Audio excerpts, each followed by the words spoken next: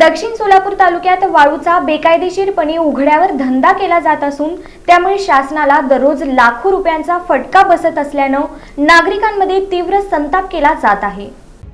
दक्षिण सोलापूर तालुक्यातील लवगी आणि भंडारकवठे इथं वाळू उपशाचा प्रकार सध्या जोरात चर्चेत आलाय।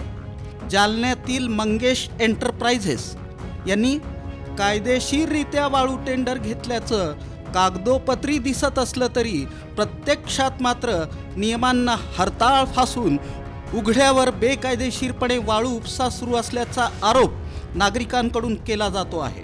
स्थानिकांच्या म्हणण्यानुसार नदीपात्रात थेट मोठमोठी पोकलँड मशीन्स उतरवून रात्री अपरात्री वाळू उपसा केला जातो। विना रॉयल्टी, विना परवाना आणि ठरवलेल्या मर्यादेपेक्षा कितीतरी पट अधिक वाळू काढून डझनावारी टिप्पर भरून बाहेर पाठवली जात आहेत। शासनाचं वाळू धोरण अक्षरशः बासनात गुंडाळून दररोज लाखो रुपयांचा महसूल बुडवला जात असल्याचा गंभीर आरोप केला जातो आहे।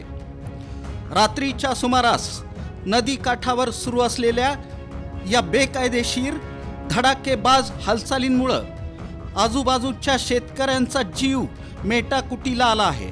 पोकलँडच्या कंपनांमुळे शेतातील पाईपलाईन तुटत आहेत, पाण्याची व्यवस्था बिघडत आहे। काही ठिकाणी नदीपात्राची नैसर्गिक रचना बदलली जात असल्यानं भविष्यात पूर परिस्थिती किंवा पाण्याच्या टंचाईचा धोका निर्माण होऊ शकतो अशी भीतीही व्यक्त केली जाते।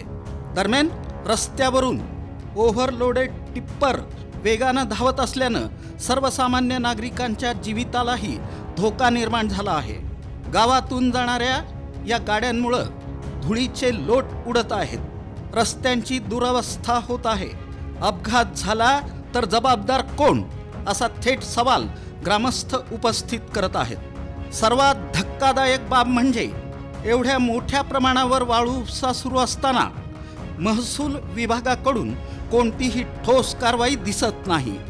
अधिकारी बिनधास्तपणे डोळेझाक करत असल्याची चर्चा रंगू लागली आहे।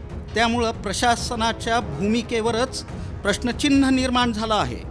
नागरिकांनी जिल्हाधिकारी कुमार आशीर्वाद यांना थेट आवाहन केलं आहे की या प्रकरणात जातीनं लक्ष घालून संबंधित ठिकाणांची प्रत्यक्ष पाहणी करावी, महसूल विभागाची जबाबदारी निश्चित करावी आणि दोषींवर कठोर कारवाई करावी।